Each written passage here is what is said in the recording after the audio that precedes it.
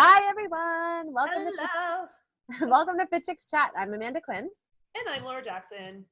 And guys, on today's podcast, we are going to be talking about words that could be holding you back from your goals. Words that can trigger you and can actually trigger a negative effect on you actually reaching your goals. I think this stuff is super cool. I don't know about you, Laura, but I think like understanding how because your brain controls your body, and it's like a lot of people don't realize, but when you're using certain language and you're talking in a certain way, and it's like, it goes back to like The Secret, right? Like this whole laws of attraction. Like when you're using certain words, that is what you're going to attract. So we're going to talk about like 5 key words that are proven that when you keep using them in your vocabulary, they're going to either hold you back from reaching your goals. They might hold you back from maintaining your goals. And I'm not specific. I know that today we're kind of talking about it from like a fat loss, weight loss standpoint, but these words can hold you back in other areas of your life too. So these words can just trigger sabotage in so many different areas. And I just find this stuff, like, I also find this stuff so fascinating because it's like, human beings are so complex, right? Like it's the same thing when it comes to like changing your body, when it comes to like weight loss or muscle building or anything like that. Like our bodies are so complex and so fascinating to me. But what I find even more fascinating is literally how like the things we think can transform our health, they can transform our bodies, they can hold us back or propel us forward. Like there's so much that goes on. The power of the mind, I think, is still so underrated. And that's why I love talking about stuff like this, because like someone could hear this podcast and this could be the thing that's like your aha moment. Because that's what happened to me. Like I've listened to podcasts where suddenly like someone says something and I'm like, holy shit, like that just literally like totally made sense to me and like pushed me over the edge. Because like as human beings, we get stuck, right? It's very easy to get stuck.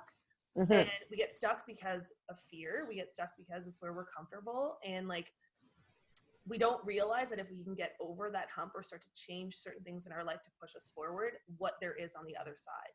It's like, for sure. It's so fascinating to me.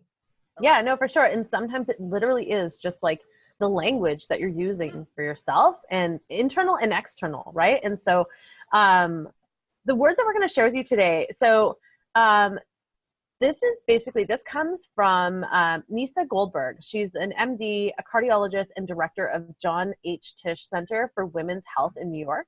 And she suggests that these are the 5 words. She actually has more than 5, but I'm going to share with you my top 5 because we don't have all the days to talk about this. Because I feel like we could talk.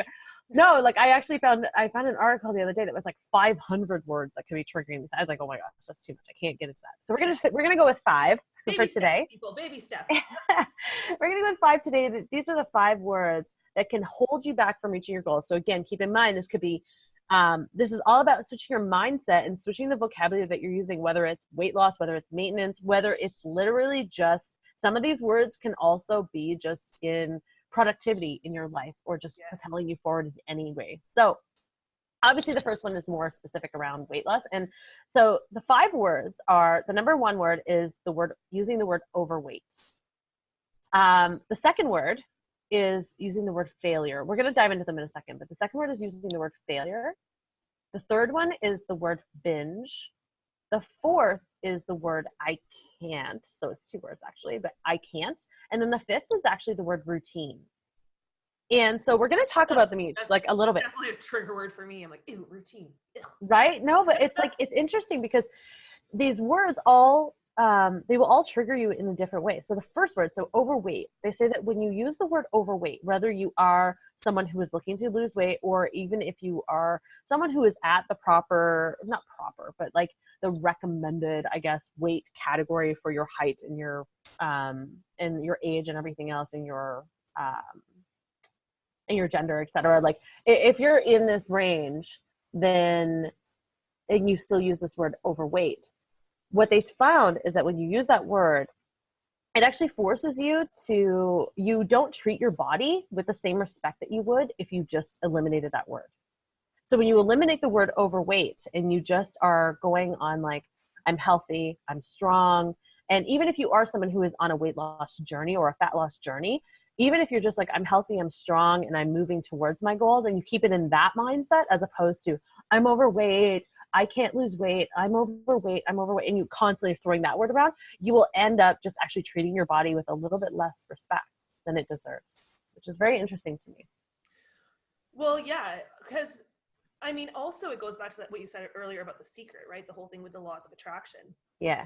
Is like the more we focus on something, like our minds can't differentiate between like the positive and the negative. So when you're saying like, I want to lose weight, I'm overweight, all your mind is hearing is overweight. So your body keeps trying to hold on to it and perpetuate that, right? Like nothing good comes from a negative place. And the thing I find so interesting about the word like overweight is that, and we talk a lot about this in our fitness and nutrition expert program and our holistic nutrition weight loss expert program, because there's a huge mindset component when it comes to obviously anything you do in life, but especially when you're changing your physique and your health, right? Yeah. Because there's so many things tied into it. Like you're tying into it, like your personal feelings about your body and a lot of like childhood memories. Maybe you're a lot of emotion. Yeah, maybe you're young, maybe it's emotional, but we talk a lot about the whole concept of like taking the power back from words, like the word diet. Like I always say, like a diet is not about weight loss. A diet is just like a way of eating. Like it's a strategy. Like, so if we're talking about the keto diet, it's a strategy, right? And the same thing with like overweight. It's like we start to put this emotional attachment to it being this word that, you know, now there's a shift in the way we're thinking about it. But for so long, it was like, that was like a negative word. But in all reality, I mean, you know, if you're somebody too who has a low like body fat mass, but you carry a lot of lean muscle, you're considered as overweight for your height and weight. Like a lot of people who are bodybuilders who carry a lot of muscle mass, they're considered as overweight. So I kind of like hearing things like that, because to me it takes away that emotional attachment. So, and it brings it down to a level of like, it's just a word. We're the ones who give it the power. So you've got to start to think about things in a different way. But also eliminating that word, because a lot of times it does trigger. If you're using the word to say I'm overweight, it will end up causing a lot of triggers within yourself. It could actually trigger that part in your brain, that response in your brain that's like, oh, I'm overweight. But the only thing that I don't agree with eliminating, because again, I feel like is putting that word in a bad category, and we're saying don't use that word at all because it's a bad word. And I don't like that, because again, it becomes the good versus the bad, which is like the clean eating versus the dirty eating, which I don't even know what that means. Like, but I don't like the idea of putting it, totally eliminating it. I personally like the idea of changing the context around it and starting to look at the word, like taking the power back from the word. That's right. But subconsciously, if it's a word that's been proven to kind of trigger these physical responses, then subconsciously it's going to take a ton of work to be able to make that shift. Totally. So you can do it, of course, but in the process of, if you are in the process of like on like a journey of like losing weight or anything like that, wouldn't it be maybe simpler to just eliminate it and replace that word with something in a different context so that it doesn't cause that same physical triggering? Yeah, like I like the idea of replacing. I don't like the idea of eliminating, because again, that sounds like I don't do that, and as soon as you do it, you feel like you're bad again. You know? Right. So I like the word of like catch yourself. Like if you're suddenly like thinking, oh, I'm overweight, or talking about somebody and saying, oh, well, you know them, they're overweight, like replacing that word or like changing the statement. You know what I mean? Yeah, no, and I think that that's sort of what we were talking about, is like finding different ways of like using different words and like finding different ways to speak so that you're not causing this subconscious sabotage in your body. Yeah. So the second word was the word of failure, right? And so they say the word failure, what it does is it actually, not only does it like make you feel bad because you're like, oh, I'm a failure, I failed at this, especially when it comes to like, I find especially when it comes to like any kind of like diet or weight loss or exercise, like even if you're doing a workout and you're like, oh, like I couldn't finish it, I'm such a failure, I couldn't finish that run or whatever. Like as soon as you do that, it makes you feel really crappy about yourself. First of all, it really messes with your head. But then the second thing it does is that it's actually proven that it increases the level of stress hormone. Your cortisol levels increase, which then cortisol oftentimes leads to more weight gain. It leads to you getting a little bit sicker, and it's actually proven to also have you be more likely to be suffer from heart disease or depression. So the word failure is like a word that you just like 100%. I honestly, I know that you're saying like replace the things. I feel like with the word failure, it should be completely eliminated. Like, I feel like that word, because it's like, I don't want to say like I'm a failure, you're a failure. Like, I feel like that's just I feel like that is just a negative word. I don't know. Again, for me, it's a little bit different. Like, because I also think about from the context of like when I work out, going to failure, like going to your 9 out of 10. So when I can't do any more reps, you know what I mean? Like that kind of idea. I understand the idea of like feeling like a failure. I think too, though, I don't know, because you and I have been working on this stuff for such a long period of time that like Yeah. I actually don't even believe in the word failure. I don't think, unless it's like a physical, like, you know, I'm riding this bike till it breaks. Like, Yeah. it failed. But like, because I think over the period of time, especially building a business and especially going through a lot of, you know, me doing a fitness competition and, you know, losing weight, gaining weight, screwing with my hormones, all these things that I've done along the time. I think I've had a lot of tests of myself. So I don't see any of it, even when it didn't work out, as a failure. I see it as a lesson. So again, I think it's about learning how to change that context around it. Because like, that's one thing I think, like, people, it's so easy to quit, right? It's so easy to quit doing stuff when you give yourself permission to. You're like, oh, I tried it once, I can't do it, you know, like, and then you feel like you think you're a failure, when in all reality, it's like, no one gets anything overnight unless you're like one in a gazillion.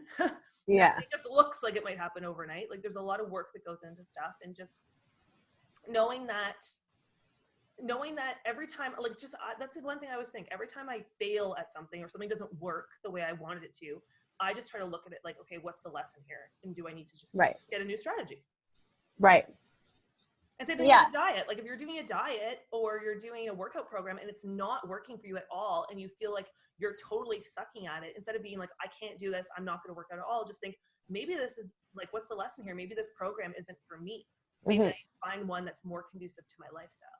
Right. But the word failure is still, you're saying like, maybe this isn't for me, maybe this is a lesson. And so you're still replacing the word. So I guess, you know, going back to like the context of today's podcast, it's like those words do trigger they trigger subconscious feelings, they trigger emotion, and they trigger physical responses in the body. But I think the only way to get over that and reduce that physical response is to reduce the stimuli and change the context. Because like, once you start to take that power back from those words, they're not going to affect you in the same way. Like, for me, when I hear the word failure, it doesn't cause me anxiety now, whereas before it used to. You know what I mean? Yeah. So I think for like, sure. I'm talking about solutions to this, in the sense, like, like, yes, that, okay, fine, that word might be proven to show hormonal spikes, but it's like, it doesn't need to, in my opinion. I don't think it needs to, but I definitely think that it's like, if you're in the thick of it, if you're in like the beginning stages, or even in like the midst of it, or if you're really struggling, look to these words as like either replacing them or just eliminating them for now, until you get that self-awareness around how you can like start processing through those words, so that they don't have those trigger points. They don't affect you in the same way. No, but that's what I mean. Like, just even that, like, if you feel like I suck, and said, like, just change that sentence right away and just be like, wait, what? No, I don't. What's the lesson? Like, this is just showing me that this is not the right way. And because anything in life, it's habitual, right? Like, we're creatures of habit. We love patterns. It's the way humans are. And like, the more you retrain your patterns, the easier, like, it will happen. It's just as a matter, it takes time. And a lot of people don't want to, you know what I mean? Like, put in the time. So like, I just challenge anyone who is someone who feels like a failure, just even try this for like 3 days. Anytime you feel like, oh my God, I suck at this, just quickly like reframe it, like catch yourself. You know, it's going to take a little bit of awareness, but like catch yourself and just see how you feel, just even changing the way you say that sentence. Definitely. Now, what would you say for the next one then? Because the next one is binge. So they say that when you use the word binge, it could be like for food, it could be for physical things. Like, I was going to say with like Netflix binges. I can't see. Netflix binges are like so common, right? You always hear people say like, oh, I'm going on like a Netflix binge or whatever. And oftentimes what happens when you go on a Netflix binge is that you also go on a food binge, because like you tie the two together, they marry together really nicely, and you just kind of like hang out and eat and watch TV for days sometimes. I don't know. And I'm just saying, like, but I say like, obviously when you use the word binge, it's about like over consuming, right? Like it's about like consuming, it's about like taking in more than you actually need, right? So when you use that word, when you give yourself sort of, it's almost like subconsciously when you give yourself permission in a way to be like, I'm going to binge eat, I'm going to binge watch TV or whatever, you're basically putting yourself in like a space where you're giving yourself permission to do that. Yeah, I like the word binge for me personally, so I'm not saying for other people. For me personally, I always think of it to do with food, right? Because Yeah. I've talked openly about my eating disorder. I was dealing with bulimia, so I did a lot of binging and purging.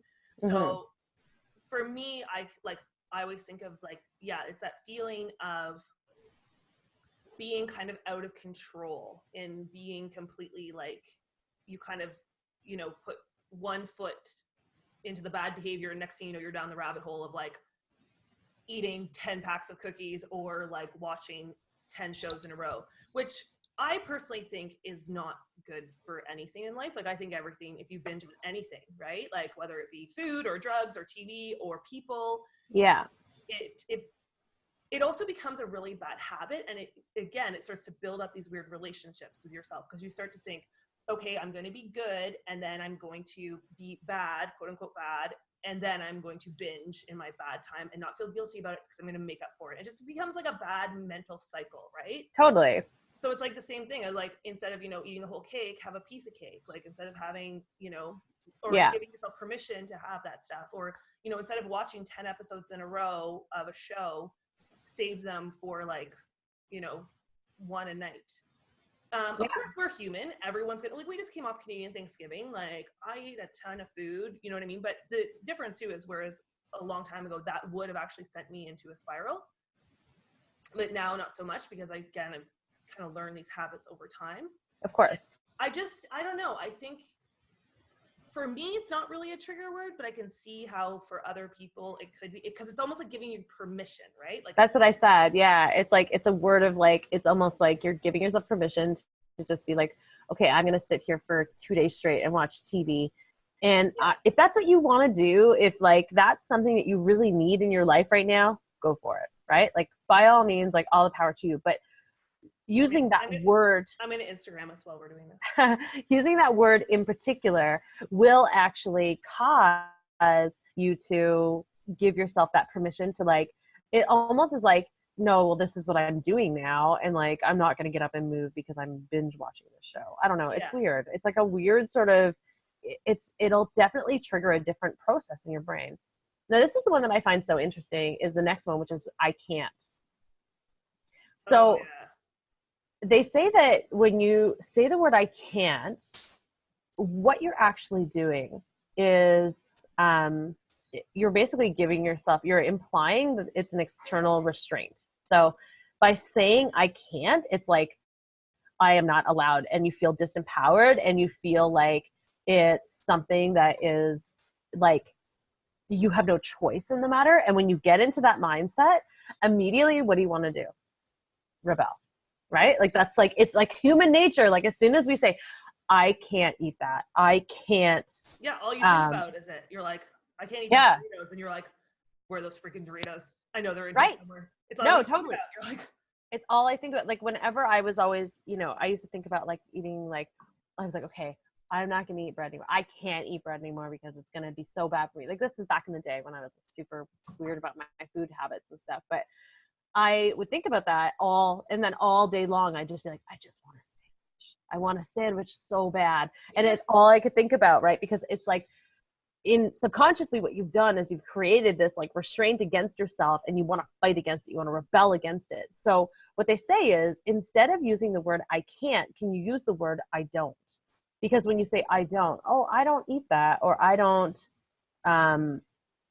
drink, or I don't do whatever. Like what you're doing then is you're actually saying it's my choice. And when you feel like it's your choice, as opposed to feeling like a restraint, you react in a different way. Yeah, like the word I can't, and again, I think this conversation applies to everything in life, not just like of course. It applies to so many different things. Like, and it is such a limiting word. It's such a word. It makes you feel closed. You know what I mean? Like as soon as you like hear certain words that either close you down or open you up, right? Yeah. And it just is such a limiting word. And I also think it's funny because like just even talking about the whole thing with like the Doritos and stuff, it's like Yeah. if I said to you like look around and find everything that's orange, right? Like right away your eyes would just start pulling really quickly. And it's the same thing when you're like, I can't have junk food or I can't have chocolate. Suddenly your eyes are like pulling to every single piece of where there's chocolate. You're bringing it into your awareness and you're just doing yourself a disservice. You're just making it harder for yourself to not engage in that behavior that you're trying to get away from, right? So like I also find, I don't know, like there's certain words that like people have said before, like for example, if you're like I can't lose weight, or just say talking about weight loss, instead of saying or I want to lose weight, saying like I release the weight. You know what I mean? Like to me that's I don't know, it seems a little much, but I do think like it's hard to find words that are like, you know what I mean, that are so positive, because as soon as you say that negative word, it doesn't matter what you're saying afterwards, you're going to struggle with it.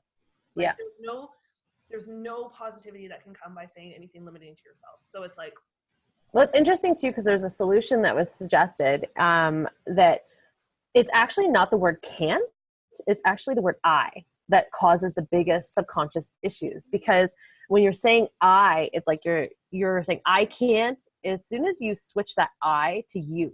So if you talk in third person, and so like as if you're talking to yourself as if you were talking to like a friend or a family member or a coworker or whatever, so you're saying you. So instead of me saying like I can't lose weight, instead I'm like you can't lose weight, you would never really say that to somebody, right? Like you would never, like I would never say that to you. Like I would never be like, you can't do this, you can't run that, you can't, you know what I mean? Because you'd be like, dude, why are you being so rude? Like, you know? Like, well, okay, now we're not friends anymore. Exactly. Like friendship done. So if you switch the way that you speak to yourself from the I to the you, so if you talk in third person to yourself and you're like, you can't, see how that feels, because it's going to feel super weird because it's not how we were programmed to be. And so they say if you do that and you switch it, and when you're speaking to yourself, you speak in that way of you, you will actually be kinder to yourself. And from that law of attraction that we were talking about in the beginning, because of the being kinder to yourself and using kinder words, you will actually stop the self-sabotage. But this is also what I find like so fascinating about this stuff is that we spend so much time and money looking for external solutions, right? Yeah. To anything in our life. Like we're like, if I jump on this new, weight loss shake or, drinkable ketones or whatever it is, like that's going to be the key. Right. And then like, I was reading this stat the other day that, like people can lose weight quite easily. Like it's not hard to lose weight. Like it's work, but it's not hard. But the difference is changing the actual habits and the behaviors that got you there in the first place, right? That got you to maybe an unhealthy place in the first place. So like after 3 years, it was saying that after a year, 70% of people will gain the weight back. After 2 years, it was about like somewhere in the low 80s. And then after 3 years, like this is following a study, that 93% of the people gained all the weight back. Wow. And the reason being too, though, is that again, they're just looking at these like external solutions. Like, okay, I just need to go to the gym more, or I just need to, try this new diet plan or jump on this fad diet of the week.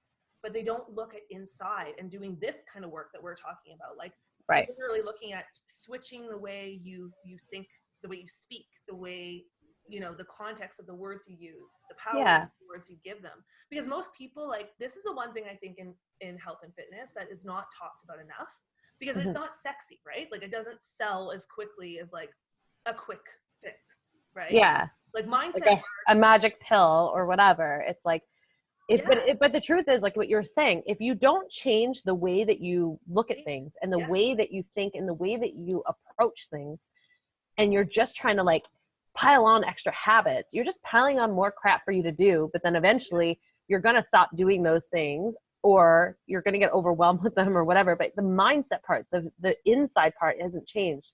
And so you're going to go back to your old habits. It's so easy. So you have to switch it. And you have to switch how you think about it and how you feel about it. So instead of thinking about exercise as like punishment, you have to think about it as like a reward for your body because it's strong and it's healthy. Like it's all about switching those mindsets so that you can actually maintain this, but also switching the words and the way that you speak. So well, and we just talked try about that. this. Yeah, and we talked about this in a past podcast. Remember when we were talking? It was we were talking about fall fat loss, and we were talking about that study about how, you know, the high fat diet versus the high carb diet, after a year had the same results. Like there was no Right. magic type of diet, and the one way of living life and the one diet or dietary strategy or way of eating that has worked and that has worked forever across the board is the one that you can stick to for the long term. Yeah. It literally, and again, it doesn't sound sexy because people are like, what does that mean? And for some people, that means doing keto. And for some people, that means, you know what I mean? Like intermittent fasting, or it means being a vegan, or it means whatever, but it has to be the thing that you can stick to forever, because it has to be habitual, and it has to be a mindset shift, and it has to be a physical shift. Definitely. And they go hand in hand. You know, one thing I do want to bring up too, when we were talking about this, I don't, all that kind of stuff. I also want to bring up how this part in particular also has a trigger for external. So this is like, we're talking mostly about like mindset and how this internally affects people. But I saw Melissa Hartwig, the creator of the Whole30, and she posted on her Instagram the other day, and I love this so much, and I just want to share it with you guys. She posted, her post just said, I am not drinking right now. Okay. And then she had this whole write-up, and she was talking about how her partner doesn't drink. And so when they go to an event or something, he will say, like, if he's offered a drink, he's like, oh, I don't drink. And immediately what happens when he says, I don't drink, is that externally people get really like weirded out by it or upset by it, right? Like they get affected because they get triggered, because now immediately they're like judging themselves, or they're feeling like they're being judged. So they'll be like responding to him in a way of like, oh, that's lame, or why not, or like questioning it or pressuring it. And I love what her response was. Like, number one, like, it's none of your business. Number two, it's like, it's not good for you anyways. So why do we have so much pressure in society to have drinks? And then number three, this isn't high school. Like, and that's kind of what she wrote. It was funny. But she's like, you know, what I do, because she doesn't feel comfortable having that kind of pressure on her. And she's not going to ever say, I don't do this, because I think she will have drinks from time to time. I could be speaking out of turn, but I believe she will. But she basically said, what she says instead is, I am not drinking right now. So the reason why I'm sharing this with you guys too is because I think that, you know, when you think about saying, I don't do this, sometimes you will get a lot of people pushing back, right, at you. So that's the external stuff that people will be like, oh my gosh, or I can't do this. They'll be like, oh, like, can't, they'll probably try to encourage you, but I don't do this. They'll be like immediately like looking internally at themselves and being like, oh, she's judging me, or I, like, especially even if you use it for food, if you're like, oh, I don't eat this. If you're at Thanksgiving dinner, like you just said, Laura, and like if you said to someone, like if they're like, oh, here, have this cake, and you're like, I don't eat cake, they'd be like, why? That's so weird. It's a special occasion. Why wouldn't you do this? Blah, blah, blah. But if you said to them, I'm not eating cake right now, they'd probably be like, oh, okay, whatever, weird, but whatever. But they probably wouldn't judge you, or they wouldn't jump on you as much, right? Because it's like, it's making it like, it's making it like softer, almost, like, for lack of a better word. Like, it's like almost like making it so that it feels like it's like, oh, you still do it sometimes, so then it's okay if I do it. Well, yeah, and it's also like, that's why a lot of people too, they end up saying that they have like food allergies and stuff when they don't. Yeah. You know what I mean? Like people will be like, oh, I don't eat gluten, because they don't want to explain themselves and they don't want to feel like the judgment or whatever it is. So they just say, oh, I'm gluten intolerant. You know what I mean? Like, it's almost like this way of like getting out of it, because it is something that if you're not somebody who's very, very strong in your decisions and can handle that type of backlash of like, if somebody, or you just don't want to, maybe it's not even that you're not strong, or you just don't want to because it's just annoying. Yeah, like, but again, then like saying something like, oh, I'm not doing this right now, but again, that could open more conversation where people are like, well, why not, blah blah blah. Yeah. Mind your business. But you know what I mean, like, it's just kind of like, it is something that that for sure, like, anytime someone says, oh, you know, I don't, like, for example, I have quite a few friends who are vegans, and they're like, oh, I don't eat meat, and right away the meat eaters in the group either feel like, oh, are you judging me because I eat meat, or you know what I mean, like, but because people take like what you're doing as your, like, when you're in your lane and you're doing your thing, for some reason, as soon as it's not in line with what other people do or they believe, they feel like oh, well, should I be doing that? Is that the right thing? Or is she Yeah. judging me? Or am I on the wrong path or whatever? And it's like, nah, like, it's just like, this is my lane. You stay in your lane. I'll stay in my lane. We're good. But a lot of times people like by the words that you use, they get triggered. So it's just interesting how I can trigger you, but I don't can trigger Trigger external. someone else. Yeah. Well, and that's the one thing you just always have to remember as well. At the end of the day, if somebody is being triggered, it's not you actually triggering them. It's that there's something within themselves that's been triggered. You know what I mean? Like, unless you're actually being physically nasty to someone, if you say, I don't drink, you're talking about yourself. But if they are having a massive response to that, then it's because you're probably like, Yeah, it's their own thing. It's not you, it's their own thing. of course. Okay. Word number 5. Yeah, no, for sure. Word number 5 is Word routine. routine, which I'm like, I hate this word. And the only reason why, like, well, I shouldn't say I hate it. That's such a negative thing to say. I hate this word. But I think too, because I rebel, like, and I think this is the whole thing about being an entrepreneur and building our own business and what, because I'm like, I want to have my own, like, you know, people are like, I want freedom and I want this. When in all reality, everything in life, you do need a routine or else things fall apart. But Yeah, I can see, like, you need some sort of routine for sure. yeah, but again, it depends. Like, I don't know, it's like flexible routine. You know what I mean? Because to me, when I hear the word routine, and when I think it triggers people, is that because if they don't, like, one day they don't follow that routine, they feel like they're not good enough and they feel like a failure, and then it goes into that whole thing, right? So Yeah. it's like, Well, there's that for sure, but then there's also the routine of like people get so stuck in like this is what I do that they won't go anywhere else like with it. So it's like, okay, my routine is that I go for a run every single day, or I do Zumba or whatever, but then their body adapts to that, but they won't change the routine because it's yeah, their routine. And that's where it can negatively affect you and sabotage you from reaching your goals. So that's from a physical standpoint, but even from a work standpoint, maybe it's like my routine is like I go into the office, I do these things, I do this, but you're not actually looking outside of your job description. So maybe that's affecting you because this is like you're sticking to your routine of everything that you're supposed to do in the week. You know what I mean? So it's like it can affect you in all different areas. It can sabotage you in different areas. So it's like thinking about I mean I have a routine. I use the word routine. Obviously I have a routine with my daughter and like everything's a very routine in my life now because of it, but can you switch it, or can you at least be flexible, like you said, having a flexible routine or having some sort of ability for change, open to change is not a bad thing.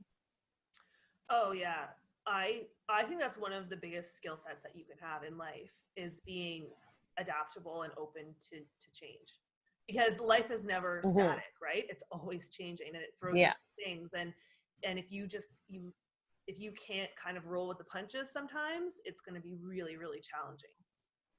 Yeah. And this is where though, like, I mean, I shouldn't say I hate the, like, for me it triggers me for sure, but it's like one of those things. I do believe also though in routine. It's like we talk a lot about that with our students and with our clients. It's like setting up, because Yeah. we are creatures of habit and we are creatures of patterns, and the more you can get into, like, it's easier to do something if you do it every day than if you do it 2 times a week, right? Of Because course. you're not in that habit, you're not in that flow. So like, for example, for me, you know, it's the same with good habits versus bad habits. Like, I used to, for like a long period of time, I would like always get up, I do my workout first thing in the morning. And then, you know, work happens, things happen. And I'm not blaming anybody else. It's my choice. I could get up earlier to do it. Mm-hmm. But then I got out of this routine, and then I got in this routine of working out later at night. But then my sleep was getting affected because I was like, you know what I mean? All wired. Yeah, Yeah. producing so many hormones, and cortisol is getting thrown off when I should be winding down. I'm lifting it up. And so, but then that became my new routine. So it's like, you've got to find something that you can stick to, like kind of the same things, but again, be flexible to change. Cause Yeah. that's where life, like, I see a lot of people who are perfectionists. I have a perfectionist side to me. Like, I like to do things well. I like to get things done, but it's like, if you have to be perfect all the time, you're going to just really stress yourself out. No, completely. And I think that that's a really great way of saying it, is that if you have to do it perfectly, it's going to stress you out, because that's the problem with having a routine. It's like, even with my daughter, like I have a routine with Mads, we have a routine of like, she gets up, she eats, she moves, she does this, she goes to her jungle gym plays, she like blah, blah, blah. Like everything is super routine. But then there's nights, like I know some people that are like, they're diehards with their routines with their kids, which is amazing. But then there's some nights for me where I'm like, oh, you know what? Things aren't going as planned. You know what? Dinner's taking longer to cook, or we're out, we're visiting friends, and, it's taking like a little bit longer to get home because of traffic or whatever. I don't have like a panic attack about it. The only time I do is when we're like an hour outside of routine. That's when it's like, if anyone has a baby, they know what I'm talking about. And that's when all hell breaks loose. But I find like as long as you have some sort of routine, you kind of stick to it and have that flexibility, you'll be a lot less stressed. But definitely if you find that your routine, if what you're doing, I guess essentially what it is like, if this is your routine and it's like, this is what I'm stuck to when it comes to like weight loss, like this is what I do, this is my routine, this is my thing, and it's not producing the results that you're looking for, you need to switch up your routine. You need to be okay with switching it up. That's it. That's really what it boils down to. But yeah, so those are the words. Those are like the crazy 5 words that, like I said, that Nisha Goldberg suggests that we try to eliminate, or that could be holding you actually back. So maybe it's not eliminate, but maybe it's like rephrasing it or reframing it in some way, because they could actually be holding you back in some way, shape, or form. And those 5 words again were overweight, failure, binge, I can't or I don't, and then routine. All right. All right, guys. So we'd love to hear from you, though. Why don't you comment below and let us know if there are any trigger words for you, or any words that you have in the past noticed were holding you back and that you have switched, rephrased, or reframed in some way, because anything that you can share will help other people as well. So we'd love to hear from you. Comment below. Also, of course, we have our upcoming holistic nutrition weight loss expert program. So if you are interested in learning more about, healthy living from the inside out, and mindset. Exactly. I was going to say, and everything. Check it out, fitchicksacademy.com, and you can check out our programs there. And you can also follow us on social media at fitchicksacademy. All right. So thanks everyone for listening. Have yourself an amazing day, and we will see you again soon. Bye. Bye.